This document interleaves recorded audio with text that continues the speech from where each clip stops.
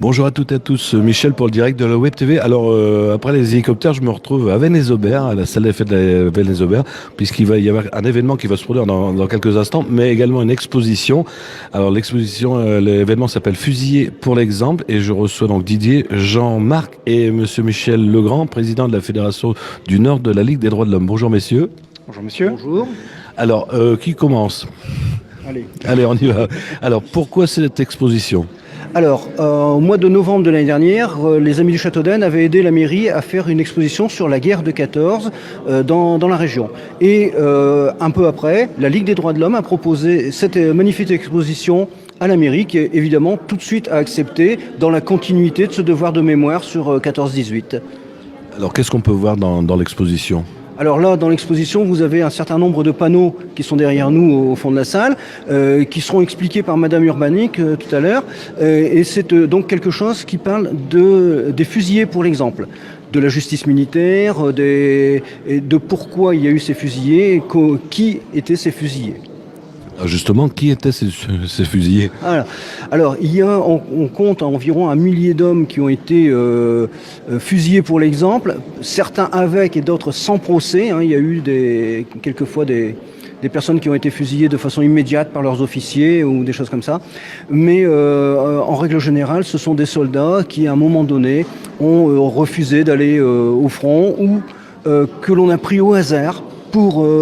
10% d'un régiment qu'on a condamné, et 10% des condamnés ont été fusillés pour faire peur aux autres, pour leur rappeler leur obligation d'obéissance militaire.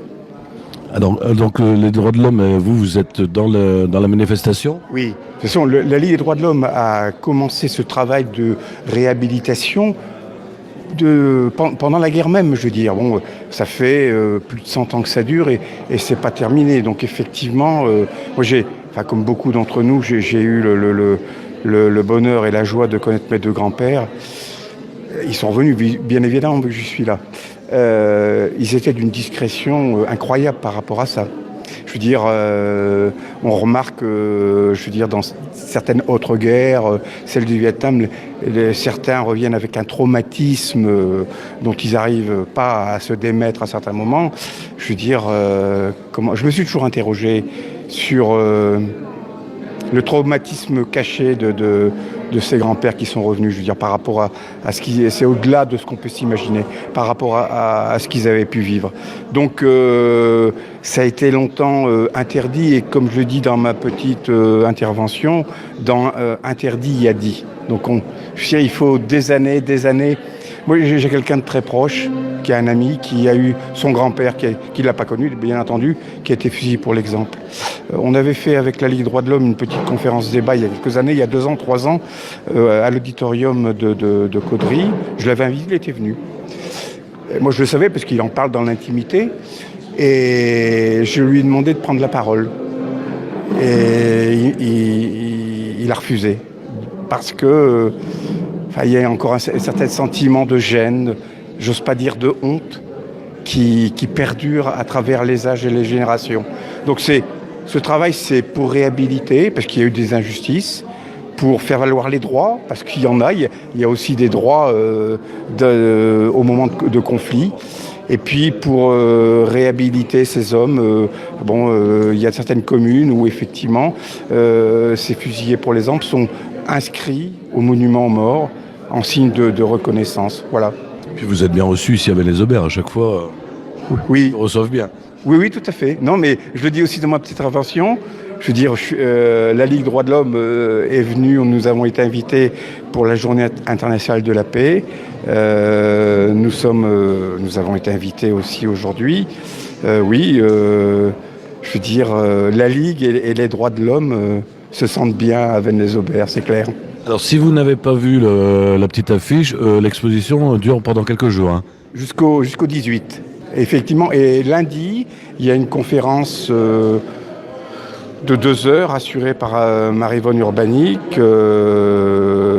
Devant les élèves, il y a 120 élèves. Au moins, déjà 120 voilà, élèves. 120 élèves de Solesmes et d'Avesnes-les-Aubert. Donc, on peut même peut-être dire au public s'ils veulent venir, ils viennent à la conférence. C'est évidemment ouvert à tout le monde, bien sûr. Ce sera un moment très fort de cette manifestation, cette conférence. Alors vous, il y a aussi un spectacle, enfin, vous allez faire quelque chose sur scène. Oui, voilà, nous allons en profiter effectivement de cette exposition sur la Ligue des droits de l'homme pour lire une lettre de Poilu. Et une lettre de Poilu, effectivement, qui est tout à fait, je veux dire, significative de l'ambiance de l'époque. Donc c'est une personne qui écrit à sa femme, parce qu'il va bientôt être fusillé. Et il explique d'abord, avant que de dire « je vais être fusillé » pour l'exemple, enfin je vais être fusillé parce que j'ai été tiré au sort, il explique l'horreur de la guerre, l'horreur des tranchées, l'horreur des odeurs. Il raconte tout ça, effectivement. Et c'est quelque chose de... Vous voyez, j'en parle et puis je suis déjà... C'est un peu poignant, mais c'est vrai que quand on le lit, on imagine effectivement cette personne. Et c'est vrai que moi aussi, mon grand-père, je l'ai connu, j'ai vécu avec lui. Il n'a jamais dit un seul mot sur la guerre. J'ai retrouvé, il n'y a pas longtemps, une carte postale de lui, qui, après la guerre, bien sûr, et qu'il écrivait, parce qu'il a été sur Verdun, il écrivait... C'est plus agréable d'être maintenant ici, à Verdun, qu'en 1916.